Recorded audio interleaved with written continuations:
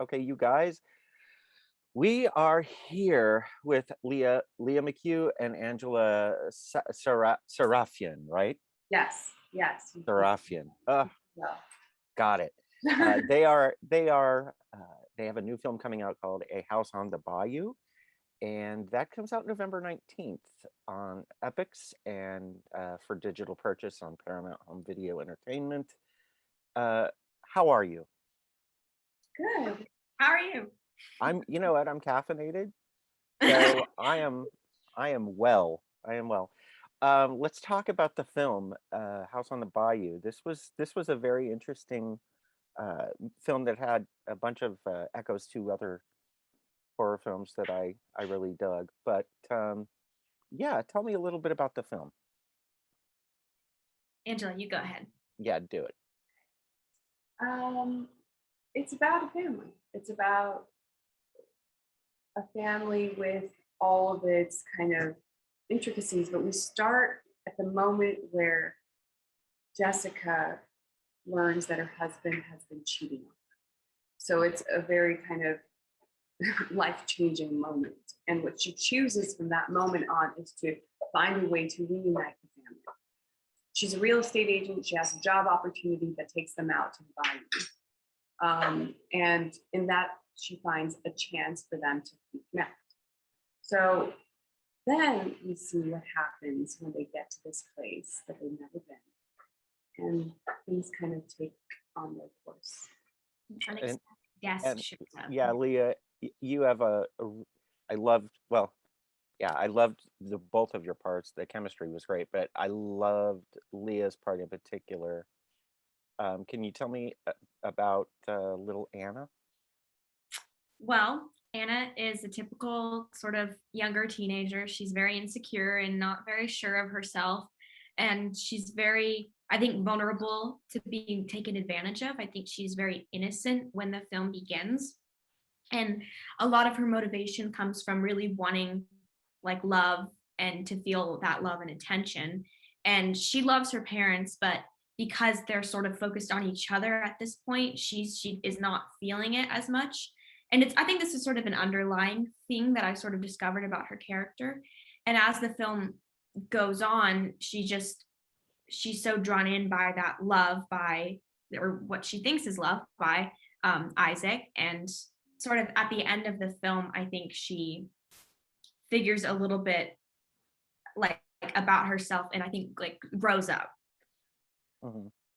Yeah, most definitely. There are a lot of themes of trust and connection in the film, uh, between the different characters, and I thought that was a fascinating bit there. What made you say yes to this particular project, both Leah and Angela? Me, first of all, I got in the audition, so I auditioned for the part. But I learned about being a mother in this and about being this kind of woman. It's a very specific kind of archetypical woman, I think. Someone who is one, a real estate agent. For her, image is such an important thing. And whether or not the family unit is all that healthy is something that you kind of learn throughout it. I made the decision that this is the first time that Paul's character has cheated on Jessica.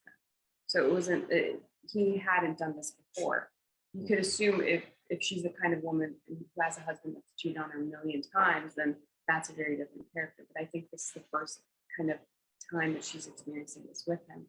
And I wanted to kind of explore these givens of someone who likes to control things, likes things to be a certain way, and for all of that to kind of fall and crumble. And yet she finds who she really is. Mm. And Leah, I mean, you auditioned, and what really drew you to the project? Well, I got the audition and the script, so I always read the script first. This has happened a couple other times, but what I love about reading a movie script is when I can't put it down. So Mm. I was like reading it in the living room. My whole family was watching TV, and I was just like sitting there scrolling on my phone because it was due in a couple days, so I had to finish reading the script quickly. And I like looked up and I was like, Mom, I don't know what the hell is going on. I was like so confused at a certain point. I'm like, did I just read what like I think that I just read? And when I got to the end of the script, it was like a really like full circle type of thing. And I was so like invested in it. And I was like, oh my gosh, this is like really good. I love horror movies that aren't predictable and not cliche and kind of bring you like a different type of like storyline, and this is a lot about a deeper connection with the characters. It's not just scares. And I mean, there's a lot of scares, but a lot of it is also about like the characters and what they go through throughout the film. And I just, auditioned for it, and it came very easily to me. I think I understood the character pretty quickly. Yeah, the scene in the store in particular just cracked me up because she was just so naive. I was like, I know. oh man. Flattered by him. I know. Oh, I mean, it was easy. I've been through that. I've been boy crazy, and like when boys give you attention, you kind of you get that like little giddy look on your face, and you don't know what to say. I felt that before. It was easy. So okay, truth be told, is Jacob as creepy in real life? No. Because The he was making my skin crawl. He is the sweetest guy like ever. I loved Jacob. We became like best friends throughout this film. And that store scene was actually like the second to last scene that we shot together. Oh, funny. It was funny because when I first went to Louisiana, we did sort of like a little read together just with the director, and we did that scene, and it was so awkward because I had just met this guy, and I was just like, it was so funny, and I was like, oh, okay, I have to flirt with it. It was really like awkward. And then like a week later we were laughing about how awkward it was because we were like buddies by then. Oh, that's hilarious. Was it different by the end of it, Leah, when you guys shot it? Oh, it was so like comfortable at the end of it. Everyone on set thought it was so funny at the end of it. You really leaned into that.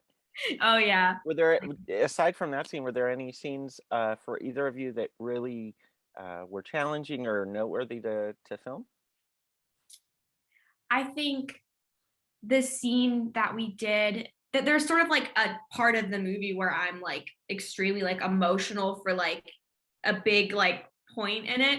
And a lot of the scenes that we shot in like the living room when she finds out that this thing that's happening with her husband, a lot of that like part of it was really difficult.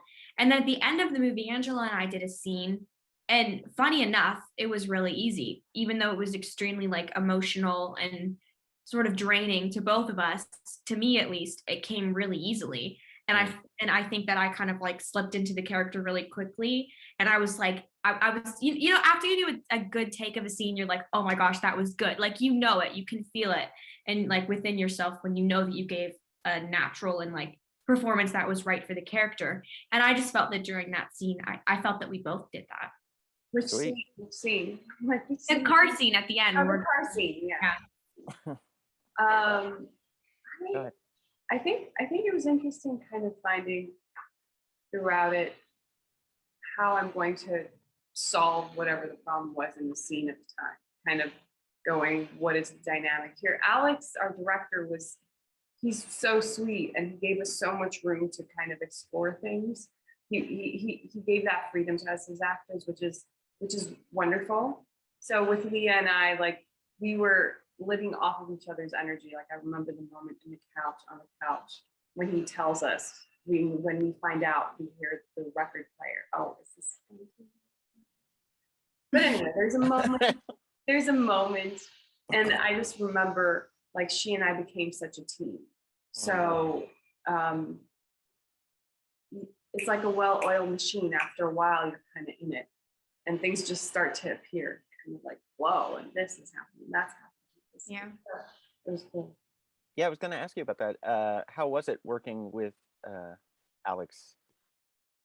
How is he as a director, and what did he really do to help along, I guess, the mood, the product he was creating, as far as a horror film?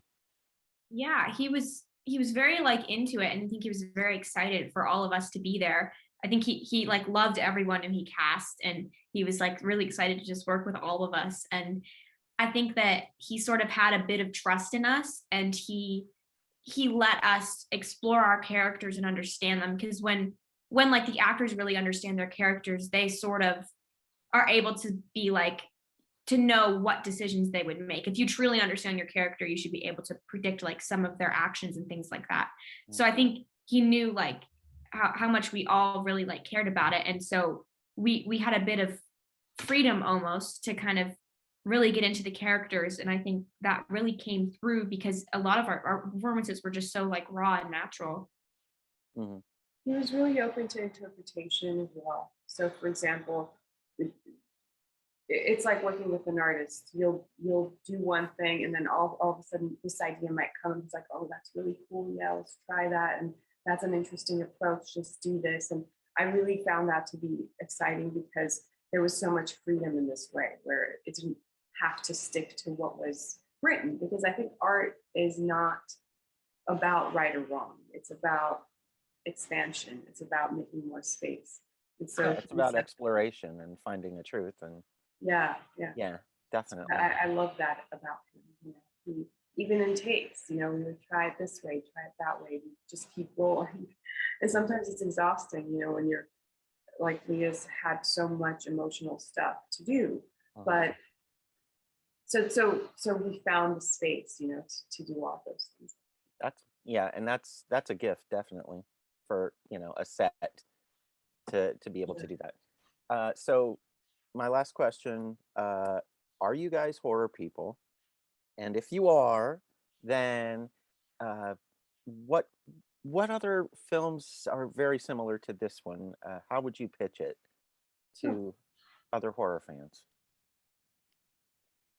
I am a massive horror fan. I've seen pretty much every horror movie that there is. I love the Saw movies. I'm like into it. Yeah, I'm really into it. There's a movie called The Visit, and I just thought of this now. That Shyamalan movie? I'm sorry? Is it Shyamalan? Is it? Oh, I don't know. I haven't seen that movie. I don't know like who directs or anything. I just know the name of it, but it's called The Visit, and it's really good. And it's like it's very like raw, like it's just like a normal family that they've been through a lot. Their dad passed, I think he passed away or something, or he left them. But anyway, it's as the movie goes on, like it's sort of similar where there's like unexpected guests and the kids suddenly like realize something that they didn't know before, and they're like, we have to get out of this house, like we have to leave now, these aren't who we thought, these are the people that we thought they were. And it's sort of similar. It was yeah, definitely a nice deceptive twist there. And Angela? It is M. Night Shyamalan's film. Okay. I'm probably not saying his last name. I haven't seen it myself, so. I was thinking, how would I pitch this movie? How would I pitch this movie? Honestly, not to feed you an answer, but I was catching some Cape Fear vibes. Cape Fear vibes. That's good. Yeah, so. Yeah, I like that. So that there you answered it. Perfect. We did it. Problem solved. Yeah. I love horror too. I do. And it's really interesting what's happening recently is that I'm getting these opportunities in the horror genre that I had never gotten before. And I'm thinking there's a lot of magic in horror. There's so much space for amazing things to happen. And the roles that you could play don't have to be so naturalistic. So you could do things that are out of this world. And I love that about that. What I love about horror is how flexible it is. It can be funny, it can be drama, it can be anything. And also it's so female centric. I mean, the final girl came from horror. So, you know, and we're all about the underdog. So that's what I love. So, but you guys, the best of luck on A House in the Bayou, and please come back with another project the second you have it. Everybody, House on the Bayou premieres November 19th, 2021, this year, on EPIX, and for digital purchase on Paramount Home Entertainment. Lia, Angela, it was a pleasure, and thank you so much for taking the time. Thank you so much. Best of luck. Best of luck.